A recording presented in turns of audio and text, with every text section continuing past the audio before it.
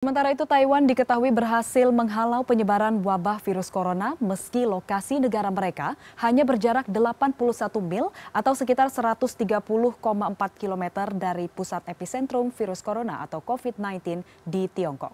Berdasarkan laman www.worldometers.info pada siang ini, pukul 12.57 waktu Indonesia Barat, hanya ada 52 kasus corona yang terjadi, 32 aktif, 20 sembuh, dan tidak ada kasus kematian yang terjadi. Dan untuk mengetahui informasi terkini dari kota Taipei, Taiwan, kami telah terhubung dengan dokter warga negara Indonesia yang sedang bersekolah di Taiwan, Dr. Panji Utomo. Selamat sore waktu Indonesia, Pak Panji. Selamat sore. Ya, Pak Panji, langsung saja ini bagaimana Pak pantauan Bapak terkait situasi penanganan corona di Taiwan saat ini? Ya, di Taiwan ini semakin ketat ya, dia dari awal mulai Januari itu sudah mulai penanganan untuk virus corona ini mereka sudah sangat perhatian sekali. Ke sini walaupun peningkatan jumlah pasiennya juga tidak meningkat tajam, tapi mereka juga semakin ketat pemeriksaan suhu, pemeriksaan di setiap gedung-gedung yang ada ruang publiknya mereka menyiapkan petugas untuk memeriksa suhu masing-masing individu yang masuk dalam ruang-ruang publik tersebut. Lalu Pak Panji, ini 52 kasus corona yang terjadi, 32 aktif. Ini jumlah yang sangat sedikit jika dibandingkan atau kita lihat jarak atau letak negara Taiwan ini yang sangat berdekatan dengan Tiongkok. Lalu Pak Panji, ini bagaimana pemerintah Taiwan bisa menekan angka pasien positif virus corona di sana? Ya, kalau dari pengamatan saya ya, jadi Taiwan itu merupakan salah satu negara yang paling pertama yang menutup dari akses ke Wuhan ya. Dari bulan Januari sudah mulai menutup aksesnya. Begitu ada kabar ada outbreak di Wuhan, mereka langsung menutup. Kemudian juga berikut menutup sesuai perkembangan penyakitnya, penyebarannya, mereka juga menutup akses ke Hong Kong, ke Korea Selatan, ke Makau, ke Iran, ke Korea Selatan. Dan kemudian juga dari pemerintah sendiri juga sangat agresif. Mereka memberi informasi hampir setiap hari itu 2 kali sehari mereka memberikan konferensi pers mengenai perkembangan dari virus corona ini.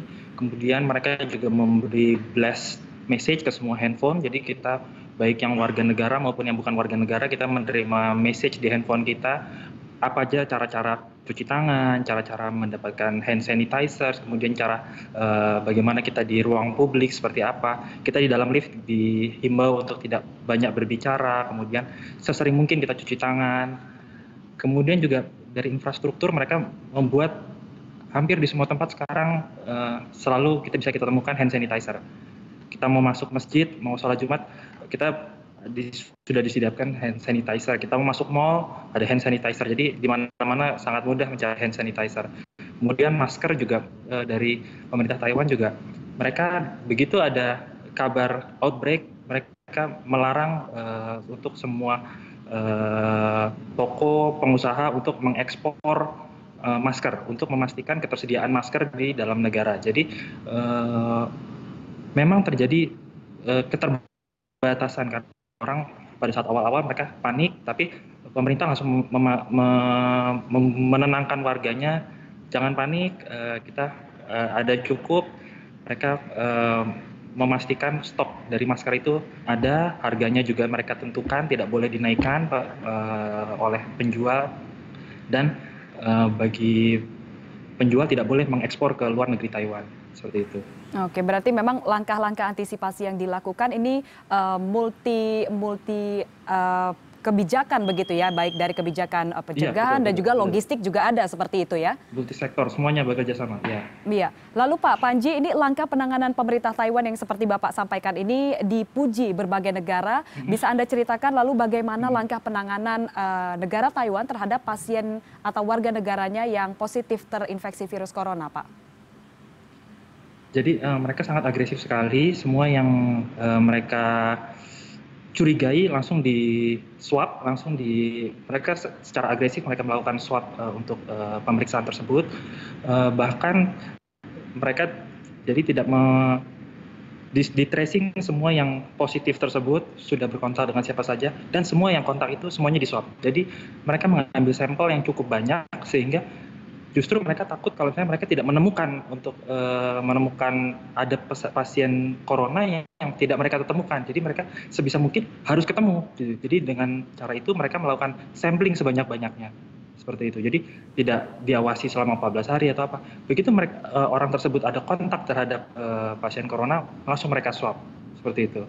Oke, baik. Lalu Pak Panji, ini berdasarkan pantauan Anda, Pak, apakah ada aktivitas masyarakat di Taiwan yang dibatasi meskipun jumlah pasien positif corona di sana tergolong sedikit, Pak? Aktivitas seperti biasa, cuman memang diberi himbauan oleh pemerintah tidak menghadiri seperti pertemuan-pertemuan yang skalanya besar, tapi kegiatan masih seperti biasa. Mall masih buka, kemudian restoran juga masih buka, kemudian seperti supermarket semua masih berjalan seperti biasa. Cuman memang pemeriksaan ketika memasuki ruangan-ruangan tersebut yang memiliki ruang-ruang publik itu ada petugas-petugas khusus yang memeriksa suhu dari setiap orang yang akan masuk. Sebagai contohnya, saya kan saat ini saya sedang bekerja di rumah sakit. Semua pengunjung yang masuk ke dalam rumah sakit mereka menggunakan di setiap pintu masuk ada thermal body scanner. Kemudian untuk pengunjung yang tidak memiliki kepentingan, dalam arti kalau kami semua yang bekerja di dalam rumah sakit, kami semua punya name tag ID. Yang tidak punya name tag ID semuanya tidak boleh masuk. Kalau mereka butuh untuk harus masuk, mereka harus mengisi semua formulir. Ada pertanyaan mengenai riwayat perjalanan mereka, kemudian mereka juga diperiksa dalam beberapa stasiun. Ada stasiun untuk pengukuran suhu, di kedua ada pengisian form untuk apa-apa saja yang untuk menyingkirkan kemungkinan mereka terinfeksi corona, seperti itu. Oke, lalu Pak Panji, terakhir ini tadi kita berbicara mengenai kebijakan dan juga langkah-langkah yang diterapkan pemerintah Taiwan di sana. Lalu kalau untuk masyarakatnya sendiri, Pak, apakah dari awal begitu mengetahui ada wabah virus corona ini merebak, apakah terjadi panik dan juga bagaimana, seperti apa kondisi psikologis masyarakat saat ini, Pak?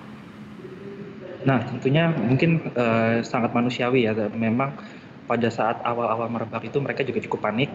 Ada beberapa yang langsung beli masker segala macam. Tapi di situ peran pemerintah Taiwan. Mereka memberi blast message ke semua handphone. Bahkan saya menerima message-nya bahwa berhati-hati ada virus COVID-19 ini. Pemerintah meyakinkan bahwa kalian semuanya aman. Pemerintah akan memberi keamanan. Suplai masker akan diyakinkan. Kemudian mereka juga mengajarkan bagaimana cara mencegahnya, seperti makan makanan yang bernutrisi, minum vitamin, social distancing, kemudian menggunakan masker mereka memang dari WHO kan mengatakan memang hanya orang sakit saja, tapi mereka dari pemerintah Taiwan menyarankan setiap memasuki daerah-daerah yang ada ruang publik di mana banyak orang bertemu di situ. Seperti contohnya misalnya kita sedang naik MRT, mereka menyarankan untuk menggunakan masker, seperti itu. Oke, baik. Berarti memang peran serta pemerintah dan masyarakat, komunikasinya begitu intensif sekali dilakukan untuk sosialisasi mengenai virus COVID-19 ini, begitu ya? Baik, terima kasih Pak Panji Utomo, dokter warga negara Indonesia yang saat ini berada di Taiwan. Sudah bergabung bersama kami di CNN Indonesia Newsroom.